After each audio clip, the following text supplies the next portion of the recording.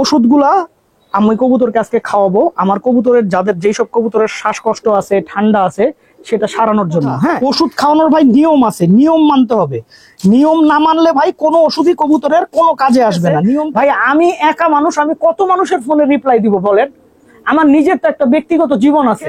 যাদের ছাদে জায়গা কম তারা এই 2 তলা খাঁচা বানায়েন, যাদের ছাদে জায়গা আছে ভাই দয়া করে এরকম 2 তলা খাঁচা বানায়েন না ভাই। এদিকে আজকে সকালে একটা বিশাল বড় ধরা খাইছি। ঠিক আছে, আসসালামু আলাইকুম দর্শকবৃন্দ, কি অবস্থা সবার, কেমন আছেন আপনারা? আপনাদের সবাইকে আমাদের নতুন একটা ভিডিওতে স্বাগতম।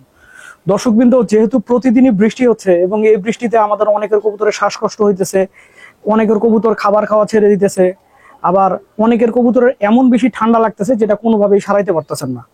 তো আসলে কিভাবে আপনারা এই মুহূর্তে আপনাদের কবুতরগুলোকে ভালো রাখবেন সেটার জন্য আমি কিছু ওষুধ দেখাই এবং আমি আমার নিজের কবুতরগুলোকেও সেই ওষুধ দিতেছি।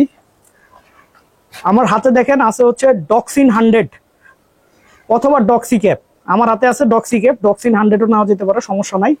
তার পাশে আছে হচ্ছে টেট্রাক্স, তার মানে টেট্রাসাইক্লিন গ্রুপের একটা ওষুধ। ঠিক আছে, টেট্রাসাইক্লিন গ্রুপের একটা ওষুধ। আর একটা ওষুধ ব্যবহার করবো সাথে মক্সাসিল সিরাপ।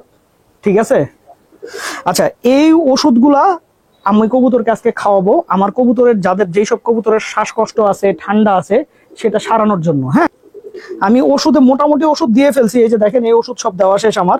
শুধুমাত্র আপনাদেরকে দেখানোর জন্য অল্প কিছু ওষুধ আমি বাকি রাখছি। হ্যাঁ, আপনাদের মধ্যে অনেকে আছেন যারা ওষুধ গুলতেই জানেন না, ওষুধ গুলতে হবে সেটাই জানেন না, কিভাবে গুলতে হবে সেটাও বোঝেন না।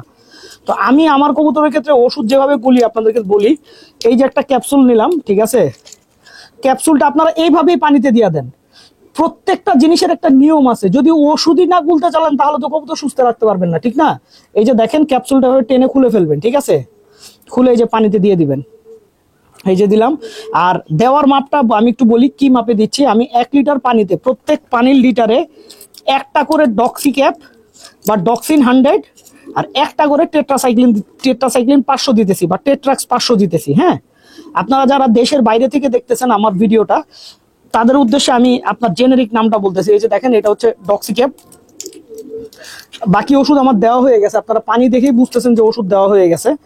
এই যে খুলে পানিতে দিয়ে দিতেছি, ঠিক আছে। আবার পরে হচ্ছে মক্সাসিল যে সিরাপটা আছে, এটা আমার এখানে 10 লিটারের মতো পানি আছে, 10 ml এর মতো লাগবে। এখানে 10 ml আছে, বেশি নাই। তা আমি একটা কাজ করি, এটা একটু ধুইয়া তারপর দিয়ে দিই, তাহলে বেটার হবে। আর একটা কথা, ওষুধ খাওয়ানোর ভাই নিয়ম আছে, নিয়ম মানতে হবে। নিয়ম না মানলে ভাই কোনো ওষুধই কবুতরের কোনো কাজে আসবে না। নিয়মটা কি?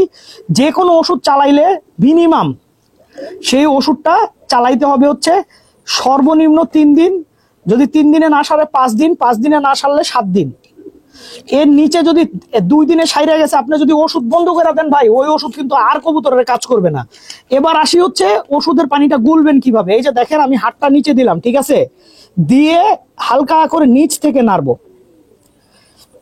নিচ থেকে নাড়বো কেন? কারণ হচ্ছে ও কবুতরের ওষুধ গুলানোর সময় অবশ্যই একটা জিনিস খেয়াল রাখতে হবে, যেন ফেনা না হয়ে যায়।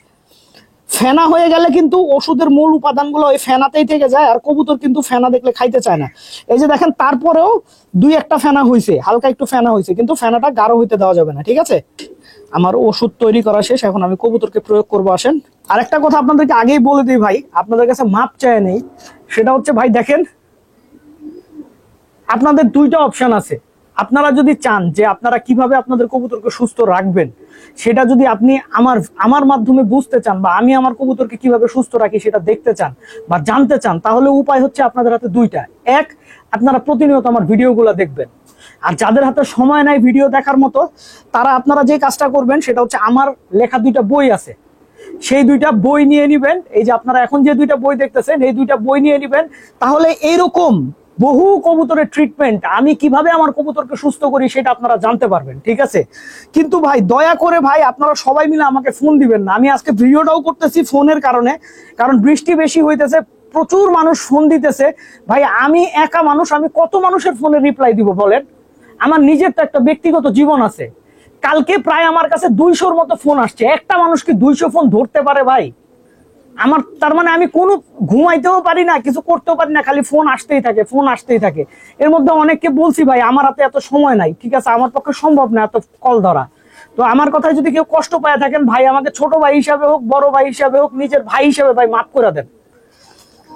তো হয় বই কিনে নেন, ঠিক আছে, যে বইয়ের মধ্যে সব ট্রিটমেন্ট বলা আছে, ঠিক আছে। আর বইটার দামও আমি এমন ভাবে ধরছি, ঠিক আছে, দুইটা বইয়ের দাম 450 টাকা। আর এই দুইটাই ই বুক, আপনারা এই দুইটা ই বুক আপনার কাছে আপনি ডেলিভারির কোনো ঝামেলা নাই। আপনি আমাকে বিকাশে টাকা পাঠিয়ে দিলে আমি হোয়াটসঅ্যাপে নিজেই বই দিয়ে দিব। আর হোয়াটসঅ্যাপ নাম্বার কিন্তু আমি অলরেডি দিয়ে দিছি আপনাকে। আর আরেকটা কথা আমি বলে নি, এই যে দেখছেন, তারপরে একটু পানিটা ঢালতে একটু হয়েছে, সাথে সাথে ফেনা হয়ে গেছে, দেখছেন। আরেকটা কথা আমি আপনাদেরকে বলি, সেটা হচ্ছে আপনার কবুতর বৃষ্টির মধ্যে কিন্তু পানি খাইতে যাবে না। হ্যাঁ, তো কবুতরকে বৃষ্টির মধ্যে পানি খাওয়াইতে চাইলে খাওয়া শেষ হওয়ার অনেক পরে পানি দিবেন, তাহলে কবুতরের পানির প্রতি চাহিদা থাকবে। নাইলে বৃষ্টির মধ্যে শরীর ঠান্ডা থাকলে ওরা পানি খেতে চায় না। তো এই খাঁচাতে যে ঘটনাটা ঘটতেছে এই বৃষ্টির মধ্যে, সেটা আপনাদেরকে দেখাই। এই খাঁচাটাতে সবচাইতে বেশি বৃষ্টির পানি জমে। আমি কিন্তু আজকে সকালবেলাও বৃষ্টির পানি ফেলে দিছি, ফেলে দেওয়ার পরেও ভাই আবার পানি জমে গেছে। তো এই যে পানিটা জমতেছে, এই পানিটা কবুতরকে সুস্থ রাখতে হলে ক্লিয়ার রাখতেই হবে।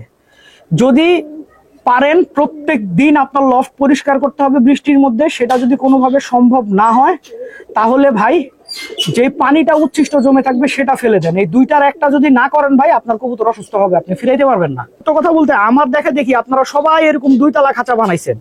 ভাই দেখেন, যাদের ছাদের জায়গা কম তারা এই 2 তালা খাঁচা বানায়েন। যাদের ছাদে জায়গা আছে ভাই, দয়া করে এরকম 2 তালা খাঁচা বানায়েন না ভাই। কারণ এই 2 তালা খাঁচার সমস্যা হইতেছে এইটা, কারণ হইতেছে ট্রে থেকে আপনার ট্রেটা থাকে হচ্ছে আপনার খাঁচার খুব কাছাকাছি, যেই কারণে আপনার মনে করেন কবুতরের যে পানির যে ব্যাপারটা, বৃষ্টির সময় এই পানিটা আপনার মনে করেন গ্যাস হয়ে যায়, ওই গ্যাস থেকে কিন্তু কবুতর অসুস্থ হয়ে যায়। বুঝতে পারছেন যে আমি কিন্তু পায়া চাইলেও বড় দিতে পারি না, ঠিক আছে। তো আপনারা এই কথাটা দয়া করে আমার শুনেন, আশা করি আপনারা উপকৃত হবেন। এইদিকে আজকে সকালে একটা বিশাল বড় ধরা খাইছি, ঠিক আছে। সকালবেলা কবুতরকে পানি দেওয়ার সময় আমাদের রাজশাহীর যে একটা গেন্দা কবুতর ছিল এখানে, ওই গেন্দা কবুতরটা ছুটে গেছিল।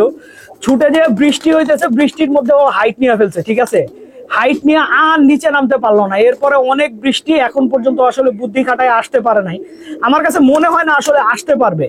কারণ হচ্ছে কি, আমি আপনাদেরকে একটা জিনিস বলি, সেটা হচ্ছে কবুতরের যখন খুব বেশি হাইট নিয়ে ফেলে, খুব বুদ্ধিমান কবুতর না হলে আসলে ও বাড়ি ফিরতে পারে না। বাচ্চা কবুতর দেখা যায় বাড়ি ফিরতে পারে না।